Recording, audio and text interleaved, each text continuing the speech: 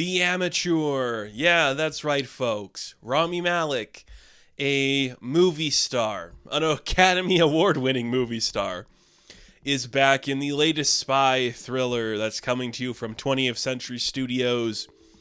It's The Amateur. Yeah. Best-selling book. What if the CIA was doing some stuff it shouldn't? And then we have a charismatic leading actor carrying the piece. A lot of air quotes around this one.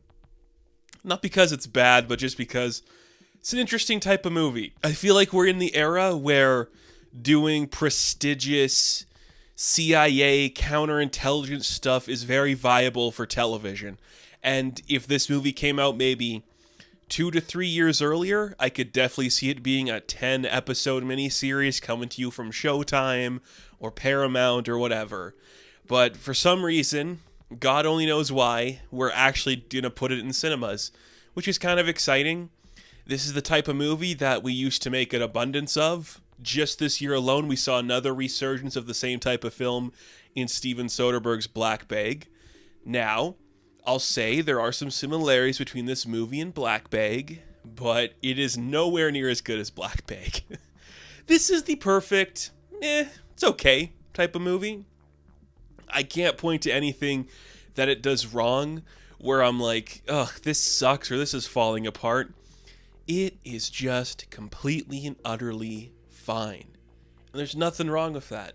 Sometimes you just want a reliable film to come out and just have you go, yeah, I needed that. I needed to know that this was going to go the direction I knew it was going to go. And it's fine. That's cool. Movies don't have to challenge you or bore you. Sometimes you can just be interested in what's happening and have it work. So The Amateur is the story of Rami Malek. He plays Charlie. He's this guy wife who's married to Rachel Brosnahan. He works for the CIA, but he does all like the computer stuff. He's very good at like reading files and looking at computer information, building gadgets and stuff. Well, one day in a terrorist attack, or a terror attack as they call it in the movie, I don't know why, his wife is killed, so he seeks revenge because the CIA is going to do nothing about it. Not an unfamiliar story. We like a good revenge thriller, so we're on his side throughout the entirety of the film. It works. It's a solid premise. We figure out who the bad guys are. We learn that he's a different type of killer and his motives are a little bit different, so he's going to go about things a different way.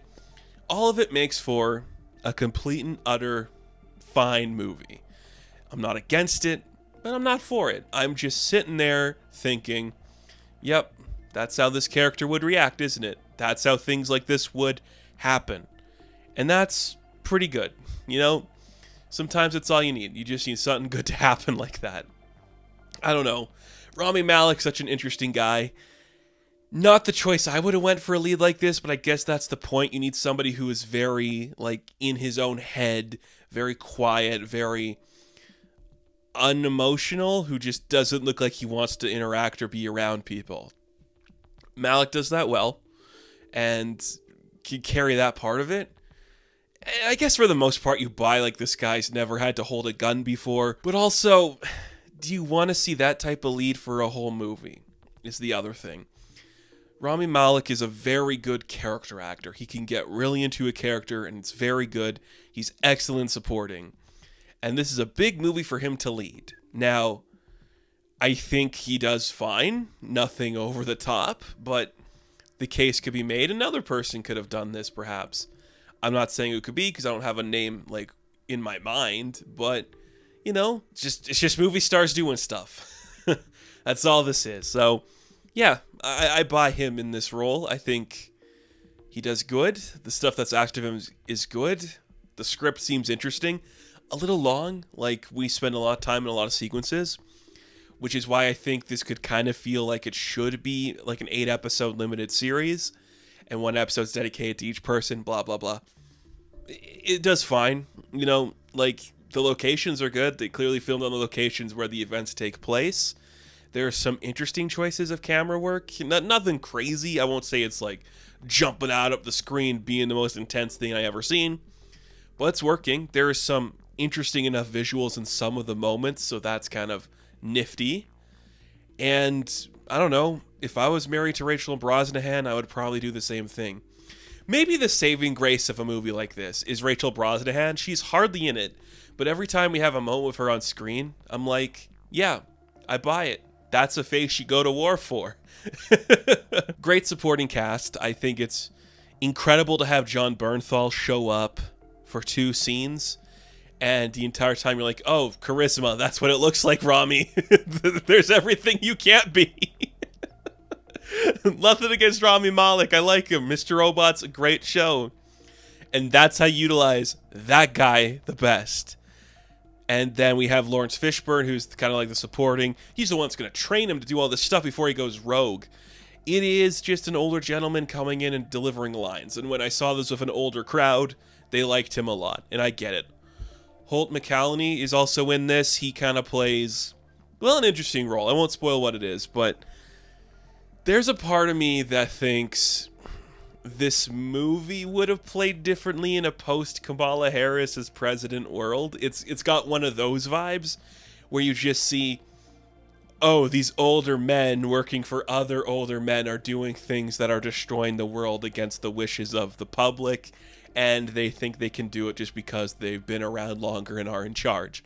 And there is a clear, like, direction in that in terms of, like, the other CIA characters, the new female director going against, like, the older male veteran kind of stuff. I don't know if, like, it's written specifically for, like, a post-Kamala world. I don't know how, like, the delays were for this one or anything. I think it would have played a little bit differently if I knew this was reality, you know? Like, if I knew the ramifications for the stuff that people do in this were actually like real life, but it's not. So look, it's a work of fiction. Of course it is, because I don't think this is how any government body works. It just seems like a lot of just bullshit. And then, you know, Charlie can make a bunch of devices out of nothing. He blows up a lot of stuff from, I don't know how he acquires any of it. So that's interesting. The fight scenes are fine. Like, they're far and few, but it's okay. Like, it gets the job done. And the set pieces, we actually have set pieces. Like, here's a big thing we have to blow up. We're going to have a final showdown on a big boat. And I'm like, okay, sure. We haven't even been off land the majority of this movie, so let's go. Let's go do something crazy. And we do, you know? That's kind of cool. I'm on this movie's side. The only problem is the thing it's talking about has been overdone to death and isn't inherently interesting to see for the 100th time. But, you know, there's worse things you could do on a weekend. If you just need to kill like 2 hours, it gets the job done and it's satisfying. And you can smile and you're like, well, that looks good. Like, oh, you can kind of be ahead of the movie or behind the movie or with certain stuff. A lot of espionage, which is kind of interesting to witness. So that's something. That's something right there. And well, I don't think Rami Malek's a perfect leading man. He does what he's asked, and that's pretty cool. I'm trying to be nice because it's not bad, but you're not going to feel anything. It's not going to blow your mind. Not that a movie has to. Like, just reasonable, good product is fine. Or just satisfactory product, even. Perfect mid-movie. Mid-budget, mid-cast. Just a mid-movie coming out before Sinners. And that's fine. That's completely fine. I didn't see Warfare yet. Maybe I should have saw Warfare too. But this one just interests me more because it's more like a movie star movie. Whatever. It's whatever. It's just whatever. It's, yeah. You'll watch it, I'm sure. Viola Davis has a straight-to-streaming movie out too, which is about, like, what if Kamala Harris was president? Oh, we were so close! So, The Amateur, I am going to give a 6 out of 10. Now, thank you all for watching this review. Be sure to like and subscribe to the channel. As always, you can check me out on Instagram, TikTok, and Twitter. And of course, I will catch you in the next one. Have fun. Stay safe. Good luck.